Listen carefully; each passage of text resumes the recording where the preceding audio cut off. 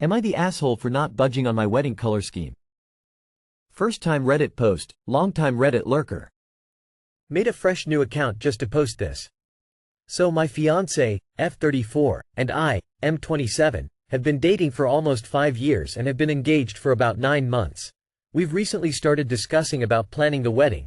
I'll be honest, she's doing a great job in planning it out, setting the budget, arranging venue viewings, etc. She's doing the majority of the planning herself, and as it's her big day, I'm just letting her choose what she wants.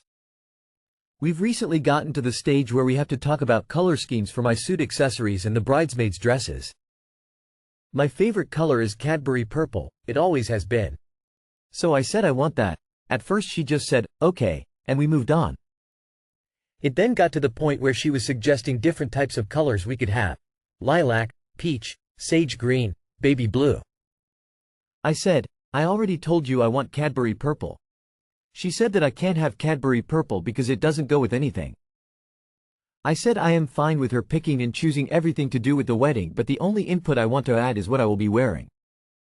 She started to get into a strop, saying that I'm making it difficult and asking if we can just compromise, and I said that it wouldn't be compromising if it's not the color I want. I said if I don't have Cadbury purple, then I don't care what color I have, and she should just pick it herself and not pretend that I have a say in the wedding when I clearly don't. So am I the asshole for wanting to stick to the only input I want to have in our wedding? Edit. I am not wanting a full purple suit as most people are imagining. Even though I do like the Joker, I don't want to be cosplaying him on my wedding day. The idea I had was very simple: plain black trousers, white shirt, purple tie, and a white blazer.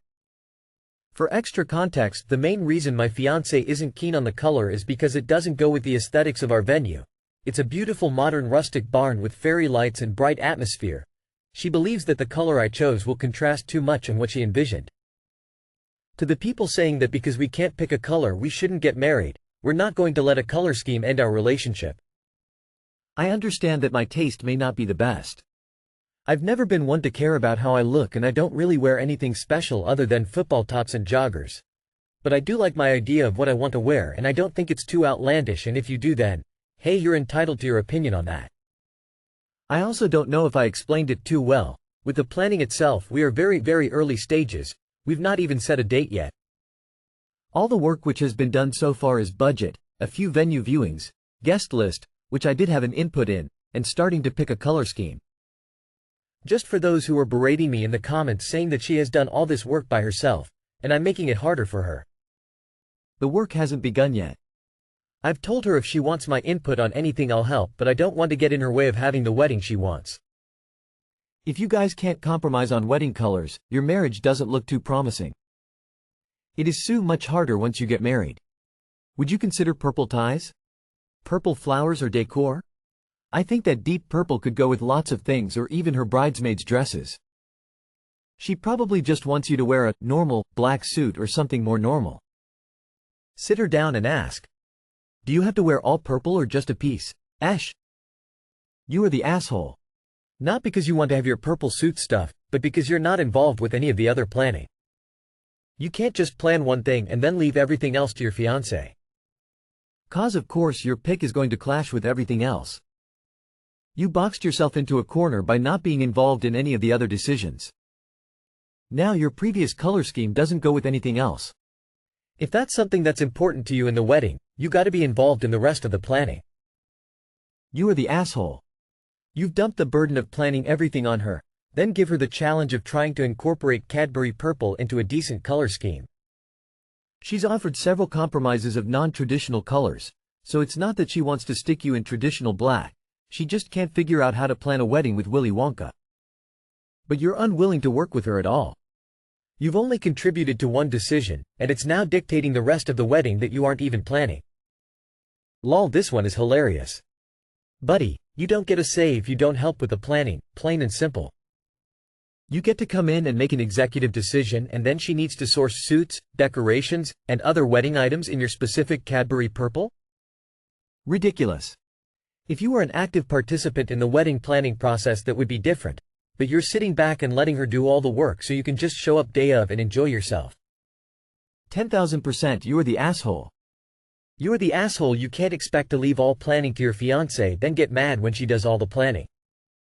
You chose not to have any say in the planning. You are the asshole. Cadbury Purple? What are you, Willy Wonka? But on a bigger scale, I truly don't understand this approach to weddings. They're supposed to be an opportunity for your friends and family to celebrate your love and not an opportunity to micromanage 100 people. I can assure you that 20 years down the line, the only time you'll remember what your bridesmaids wore is when you look at the photos. A wedding is an event. Marriage is a state. Don't enter into it being pissy about Cadbury Purple. And for the inevitable Reddit hordes about to descend with cries of boundaries, and lots of people dream about their weddings. And why shouldn't OP get this one thing? I see you, and I say to you, because, continued from top of this post. Am I the asshole for not leaving anything to my first daughter? Here's the short backstory. I 42M. Met a girl, Angela, at a party 23 years ago. We had fun and then she ghosted me. I did not hear from her for a year as I received an order to pay child support. Turns out I had a kid named Marilyn, who is 22 today. It was a shock, but I decided that if that child was mine, I wanted to be part of her life then. But the girl did not agree with me, so I talked with CPS, went to court and managed to be the weekend father. In process it was made sure that yes, I am the father, at least on paper. I never managed actually to meet my child, as CPS was useless, even court was useless and even police is useless. So for the next 16 years I sent her birthday cards etc. until I got a text message. Stop harassing me with your cards. I know what kind of man you are. I don't consider you as my father. Well, it broke my heart but I decided to move on. I paid the child support until she was 19, until the end of high school, and tried to forget about her. I got married and had 3 kids. The main part of the story. My mother passed away a year ago. She was a successful real estate agent and I was the only child. Over her life, she managed to buy 4 apartments as an investment, and I decided to make arrangements that my 3 kids out of my current marriage will get 1 apartment each. Until they finish high school those are rented out and the profit goes investment account that can also be accessed after graduation of high school. Remaining 2 homes, one was her own home, I kept as our own investment for retirement. A few weeks ago the long-lost daughter, Marilyn, reached out to me via email saying sorry that my mother died and that she heard that I am giving all my kids an apartment, asked when she would receive hers, and also was curious about what other things grandmother might have left her. I was shocked. I have no idea how she got this information, but people talk and kids love to brag about their stuff. I replied to her that I did not plan to give her anything, as I paid child support for 19 years and considered my part done. I never got to be the father even though I wanted. A declaration that she didn't consider me as the father hurt me enough. I received an angry email from Angela, calling me an asshole for stealing the kids' part of the inheritance and that I really hurt Marilyn. I had a very long rant ready as a reply and then deleted it. I never sent it out and decided to just not reply. My wife is neutral and told me that maybe I should give her one of the remaining apartments, but it is my decision. Both Angela and Marilyn have called me an asshole via the emails. Basically, so mother was right. This is what kind of person you are. Am I the asshole for not giving my daughter anything? I did my part as a father and paid child support for a kid I never met. Many people I talk to say, she is still your daughter, but it does not really feel that way, but I also feel bad. Edit, grammar mistakes. Sorry, English is not my first language, if there are still many mistakes. Not the asshole. Your money is your own. If there is no chance of a relationship with your adult daughter, then she can't expect to benefit from basically a stranger's money. I've seen very similar story already where you were deemed an AH. Essentially I'm not sure what do you mean by CPS, police is useless because they are not. If you are weekend father and your ex prevents you from seeing your kid she can be in so much trouble that you can probably even lose custody. Or you meant that your daughter didn't want anything to do with you. In any case 16-year-old human is old enough to be responsible for their actions. In many countries criminal responsibility comes at this age or even before, so if your daughter said, "You are not my dad, stop harassing me," then she lost all rights to any financial benefits from you. Not the asshole. Don't give her anything. IDK where you live, but I'd make sure she can't cause issues and then be done with them. They only want money or whatever you can give them. AHE still has no interest in being a part of your life. Not the asshole. She doesn't get to now pretend that she considers you her father. Lesson learned for her, and her mother who probably encouraged her to be unkind to you despite your attempts to connect with her. You can bet they both regret the stance they took. Lol. Not your problem. Not the asshole if anyone says, she is still your daughter. Ask them, do you think she will be my daughter when I'll need to be taken care of? As you have never met your daughter. How certain are you it was actually her who sent you the message telling you to stop trying to contact her when she was 16? Do you think it is possible that her mother might have done so instead, and furthermore may have stopped her receiving all the cards and letter you sent? Going further, how sure are you that it is actually your daughter who has contacted you this time? Do you think perhaps it might be her mother, who on a bout of social media stalking saw what you were giving you other children and decided she would try and get some of that too via your daughter? Am I the asshole for telling my bully, you're not even half as beautiful as your friend? This girl, Clara, 18 female, has been bullying me, 18 male, ever since she saw me using my dad's old iPhone 5. At first she just called me poor, but she has since progressed to calling me ugly. Eventually I had enough.